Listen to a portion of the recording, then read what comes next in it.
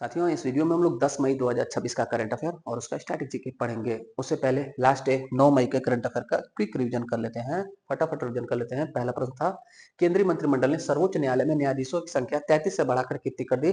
तो 37 कर दी अन्य न्यायाधीशों की, और टोटल न्यायाधीश हो जाएंगे 37 प्लस 1 यानी 38। दूसरा प्रश्न, सरकार ने हाल ही में कहां पर एक बड़ा और आधुनिक जहाज मरम्मत केंद्र बनाने की मंजूरी दी? तो गुजरात में भी कहां पर? वड़ीनार जगह पर।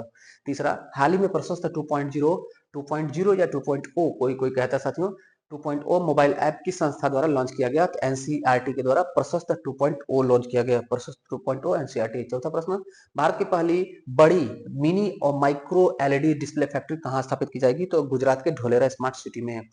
पांचवा प्रश्न, सांता मार्टा जलवायु सम्मेलन 2026 हाल ही में कहां आयोजित किया गया? उत्तर जाएगा कोलंबिया में। छठा प्रश्न, हाल ही में वर्ल्ड एथलेटिक्स डे कब मनाया गया? उत्तर जाएगा 7 मई को वर्ल्ड एथलेटिक्स डे। सातवां प्रश्न, हाल ही में केंद्रीय फिल्म प्रमाणन बोर्ड के नए अध्यक्ष कौन बने हैं? तो उत्तर शशि शेखर वेम्पति साहब। आठवां प्रश्न, पहला अंतर्राष्ट्रीय बिग कैट एलायंस शिखर सम्मेलन कहां आयोजित होगा? तो नई दिल्ली में। नौवां, दुनिया का पहला 24 घंटे चलने वाला न्यूज चैनल सीएनएन शुरू करने वाले व्यक्ति कौन थे, जिनका हाल ही में निधन हो गया? तो टेड टर्नर। टेड टर्नर दुनिया का पहला 24 घंटे चलने वाला न्यूज चैनल सीएनएन शुरू करने वाले व्यक्ति थे। 10वां प्रश्न, कैम्ब्रिज डेडिकेटेड टीचर अवार्ड 2026 से किसे सम्मानित किया गया? किस भारतीय को सम्मानित किया गया? सोमा मंडल, दिल्ली की टीचर। ये था साथियों रिवीजन। अब पढ़ते हैं आज के करंट अफेयर को। पहला प्रश्न, आईएमओ के रिपोर्ट के अनुसार वर्ष 2024 में सबसे अधिक धन प्रेषण प्राप्त करने वाला देश कौन सा है? तो ये हमारा भारत है। कई वर्षों से हमारा भारत साथियों शीर्ष पर रहता है। धन प्रेषण मतलब कि हमारे भारतीय लोग जो कमाने बाहर गए, भारत से बाहर, वो अपने देश अपने घर परिवार में जब पैसा भेजते हैं तो उसी को धन प्रेषण कहा जाता है। तो दुनिया में सबसे ज्यादा जो धन प्रेषण होता है किस देश में? तो हमारे भारत में होता है। 2024 भले लिखा है लेकिन करेंट का डाटा है साथियों। आईएमओ द्वारा जारी वर्ल्ड माइग्रेशन रिपोर्ट 2026 के अनुसार भारत विदेशों से सबसे ज्यादा धन प्राप्त करने वाला देश है। 2024 में भारत को विदेशों से लगभग 137 अरब डॉलर मिला। सबसे ज्यादा धन प्राप्त करने वाला देश पहले पर भारत है, मैक्सिको है, फिलीपींस और फ्रांस। आपको 2-3 क्रमशः कम से कम याद रखना है। भारत, मैक्सिको, फिलीपींस और फ्रांस 4 देश क्रमशः हैं। दूसरा प्रश्न, 22वीं राष्ट्रमंडल टेबल टेनिस चैंपियनशिप 2026 का आयोजन कहां होगा? ये साथियों हमारे भारत में हो रहा है। 22वें क्रम का राष्ट्रमंडल टेबल टेनिस यानी टीटी टीटी टूर्नामेंट कहां पर? भारत में भी, तो दिल्ली में। 22वां राष्ट्रमंडल टेबल टेनिस चैंपियनशिप 2026 का आयोजन हमारे भारत में, और भारत में भी नई दिल्ली में। साथियों एक टेबल टेनिस होता है, टेबल पर खेला जाता है। एक लॉन टेनिस होता है जिसको शॉर्ट में टेनिस कहा जाता है। लॉन टेनिस एक्चुअल में होता है, वो खुले मैदान में खेला जाता है।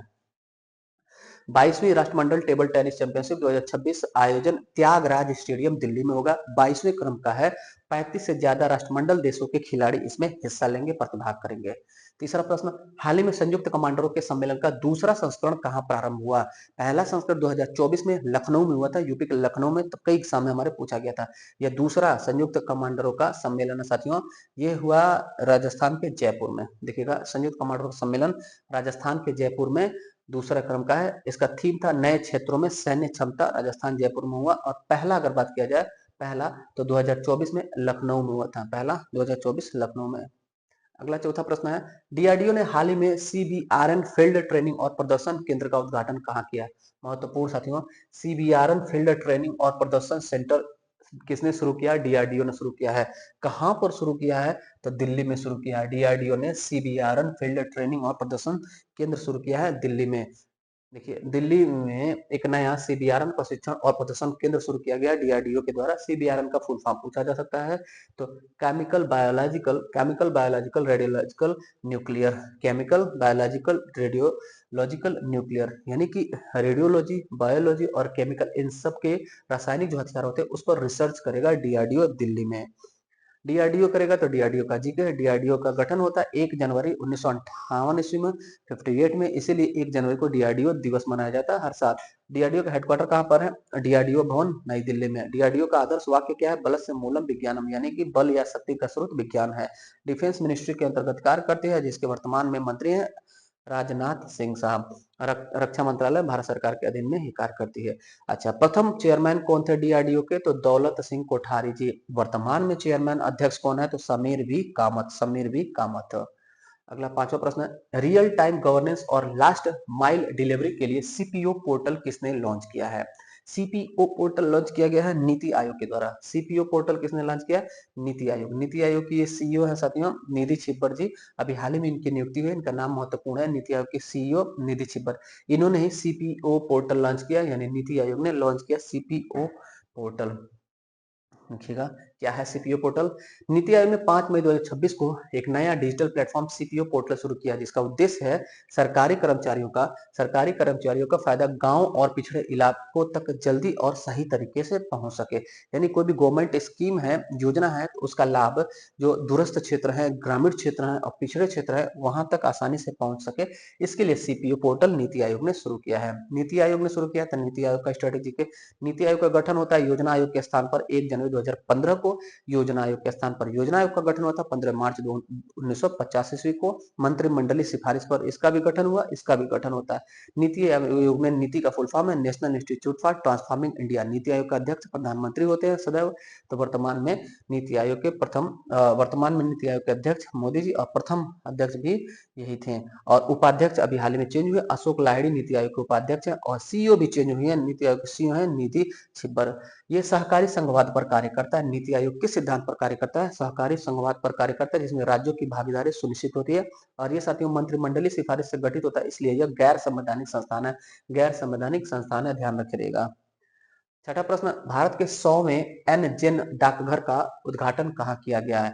एनजेन डाकघर साथियों ये जनरेशन न्यू जो होता है, जिसे जेनजेड भी कहा जाता है, उनको फोकस करते हुए पोस्ट ऑफिस हमारे देश में स्थापित करने की शुरुआत होती है। टोटल 100 पोस्ट ऑफिस हमारे भारत में एनजेन शुरू हो गए हैं। तो 100 क्रम का कौन सा है? तो नेहू शिलांग में, मेघालय की राजधानी शिलांग, वहां पर है नेहू, वही शुरू किया गया 100वां एनजेन डाकघर या पोस्ट ऑफिस। देखिए द 100 एनजेन पोस्ट ऑफिस। एनजेन का फुल फॉर्म क्या है अगर पूछा जाए? एनजेन साथियों न्यू जनरेशन। और नेहू का फुल फॉर्म क्या होता है? तो नॉर्थ ईस्टर्न हिल यूनिवर्सिटी शिलांग। नेहू का फुल फॉर्म है नॉर्थ ईस्टर्न हिल यूनिवर्सिटी विश्वविद्यालय। साथियों इस विश्वविद्यालय में शुरू किया गया है। देखिए केंद्रीय मंत्री ज्योतिरादित्य सिंधिया, इन्होंने मेघालय के नॉर्थ ईस्टर्न हिल यूनिवर्सिटी यानी नेहू शिलांग में भारत का 100वां एन जनरेशन डाकघर का उद्घाटन किया। एन जनरेशन है क्या डाकघर? यह नए तरह का आधुनिक डाकघर है, जिसे खासकर युवाओं और छात्रों के लिए बनाया गया है। सातवां प्रश्न, विश्व थैलेसेमिया दिवस हाल ही में कब मनाया गया? तो साथियों 8 मई को थैलेसेमिया दिवस और 8 ही मई को रेड क्रॉस दिवस भी मनाया जाता है। थैलेसेमिया क्या होता है? एक रोग है साथियों, बीमारी है। जब रक्त में हीमोग्लोबिन नहीं बन पाता है तो बीमारी हो जाती है थैलेसेमिया। हीमोग्लोबिन का न बनना थैलेसेमिया रोग होता है। विश्व थैलेसेमिया डे, थैलेसेमिया रोग के प्रति जागरूक करने के लोगों को हर साल 8 मई को थैलेसेमिया दिवस मनाया जाता है। बाकी मई महीने के दिवस है साथियों, हमने जो है लगभग 7-8 बार इसको पढ़ लिया, तो आज हम इसका रिविजन नहीं करेंगे, आपका समय बचाएंगे। अगर आपको स्क्रीनशॉट लेना तो स्क्रीनशॉट ले लीजिए, पढ़ लीजिएगा। आगे हम बढ़ जाते हैं, क्योंकि कल के करंट अफेयर में भी हमने रिवीजन किया था, कई बार हमने रिवीजन किया, तो हमारा उद्देश्य है कम से कम 5 बार जो ट्रेडिशनल चीजें हैं, जो स्ट्रेटेजी के, वो गुजर जाए हमारे सामने से। जो साथी रेगुलर पढ़ रहे हैं उसको बेनिफिट जरूर देखेंगे एग्जाम में। आठवां प्रश्न है, हाल ही में भारत की पहली स्पेस टेक यूनिकॉर्न कंपनी कौन बन गई? तो आपको हम साथियों इधर 2-3 दिन से बता रहे हैं कि स्पेस टेक हमारे भारत में कौन कौन सी निजी कंपनी है। इसमें आप नाम सुने होंगे साथियों, पिक्सेल का भी, स्काईरूट का भी, अग्निकुल का भी। तो ये सब नया कॉन्सेप्ट है, विज्ञान प्रौद्योगिकी में साइंस टेक्नोलॉजी है, इसे अपडेट हमको रहना चाहिए। भारत की पहली स्पेस टेक जो यूनिकॉर्न बन गई वो है साथियों Skyroot Aerospace. Skyroot Aerospace company, जिसने विक्रम सैटेलाइट बनाया था, यह भारत की पहली स्पेस टेक यानी कि स्पेस टेक्नोलॉजी वाली यूनिकॉर्न कंपनी बन गई। यूनिकॉर्न कंपनी क्या होता है? जिसका कारोबार $1 बिलियन एक साल में हो जाए, $1 बिलियन कारोबार एक वर्ष में हो जाए, कारोबार ट्रांजेक्शन, तो उसे यूनिकॉर्न डिक्लेयर कर दिया जाता है। $1 बिलियन एक वर्ष में कारोबार होगा तो उसे यूनिकॉर्न कंपनी डिक्लेयर कर दिया जाता है। और ये साथियों स्टार्टअप कंपनी को ही डिक्लेयर किया जाता है। यूनिकॉर्न कौन बनता है? जो नई कंपनी है, जो स्टार्टअप कंपनियां, उसको यूनिकॉर्न डिक्लेयर किया जाता है। तो यहाँ पर हमने देखा Skyroot Aerospace, Skyroot Aerospace India first space unicorn company बन गई है। जितने भी निजी अंतरिक्ष स्टार्टअप है उनको पढ़ लेते हैं हम लोग। तो इन स्पेस है 2020 में स्थापित हुआ अहमदाबाद में, इसका मुख्यालय पवन गोयनका जी का है। इसरो को सुविधा प्रदाता यह प्राइवेट कंपनी है। स्काई रूट एयरोस्पेस ये भी निजी कंपनी है, 2018 में गठित होता है, हैदराबाद तेलंगाना में इसका मुख्यालय है। पवन कुमार चंदना और नागा भारत डेका जी इसको शुरू किए थे और यही साथियों Skyroot Vikram S Bharat का पहला निजी उपग्रह बनाई थी। इसी को साथियों स्काई रूट को भारत का पहला पहला पहला यूनिकॉर्न स्टार्टअप डिक्लेयर किया गया। यूनिकॉर्न स्टार्टअप और किस मामले में? स्पेस मामले में। इसके बाद पिक्सल कंपनी 2019 में पिक्सल कर्नाटक के बेंगलुरु में इसका मुख्यालय। अवैस अहमद और क्षितिज खंडेलवाल ये साथियों इसने हाइपर स्पेक्ट्रल उपग्रह बनाया था। ध्रुव स्पेस कंपनी निजी स्टार्टअप कंपनी है, 2012 में गठित होता है, हैदराबाद तेलंगाना हेडक्वार्टर है, संजय नीलकंठी जी ने स्थापित किया था। ये भी सैटेलाइट बनाने का कार्य करती है।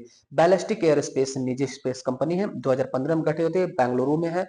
और लास्ट है साथियों अग्निकुल कॉस्मोस 2017 में गठित होती है, चेन्नई में इसका हेडक्वार्टर है। संस्थापक श्रीनाथ रविचंद्रन और मोइन एसपीएम ये साथियों दुनिया का पहला 3D प्रिंटेड रॉकेट इंजन बनाई थी। तो साथियों जैसे हमारे भारत में एक सरकारी स्पेस एजेंसी थी इसरो 1969 में गठित हुआ था। इसरो जिसका हेडक्वार्टर बेंगलुरु में, इसरो जिसका प्रक्षेपण केंद्र श्रीहरिकोटा सतीश धवन अंतरिक्ष अनुसंधान केंद्र सार में स्थित है। अब हमारे भारत में इतनी निजी स्पेस कंपनी हो गई है, ध्यान रखिएगा आपके परीक्षा में ये नंबर देंगे। स्काई रूट एरोस्पेस भारत की एक निजी अंतरिक्ष कंपनी है जो हैदराबाद में स्थित है। हाल ही में भारत की पहली स्पेस टेक यूनिकॉर्न बन गई है। यूनिकॉर्न वो कंपनी होती है, वो स्टार्टअप कंपनी होती है जिसका कारोबार $1 बिलियन एक वर्ष में हो जाए या उससे अधिक हो जाए तो यूनिकॉर्न डिक्लेयर हो जाता है। नवा प्रश्न है, किस मंत्रालय द्वारा हाल ही में जननी प्लेटफॉर्म लॉन्च किया गया? जननी जननी साथियों ये आप अगर ध्यान पूर्वक देखेंगे तो आपको समझ में आएगा ये माताओं से संबंधित है। तो माताओं के स्वास्थ्य परिवार से संबंधित है तो ये स्वास्थ्य एवं परिवार कल्याण मंत्रालय उत्तर हो जाएगा सी। इसमें मंत्री कौन है? तो जेपी नड्डा साहब हैं। जगत प्रकाश नारायण नड्डा जी वर्तमान में स्वास्थ्य एवं परिवार कल्याण मंत्री है। उन्हीं का मंत्रालय ने जननी प्लेटफॉर्म लॉन्च किया है। केंद्र सरकार ने 7 मई 2026 को जननी नाम से एक डिजिटल प्लेटफॉर्म शुरू किया है जिसका उद्देश्य क्या है? यह डिजिटल हेल्थ रिकॉर्ड सिस्टम है जिसमें महिलाओं और बच्चों की पूरी स्वास्थ्य जानकारी सुरक्षित रखी जाएगी। तो ये था साथियों आज का 9 महत्वपूर्ण करंट अफेयर। कैसा लगा क्लास? फीडबैक जरूर दीजिएगा। कोई भी डाउट होगा कमेंट करिएगा। मिलते हैं अगले क्लास में, तब तक के लिए धन्यवाद। जय हिंद।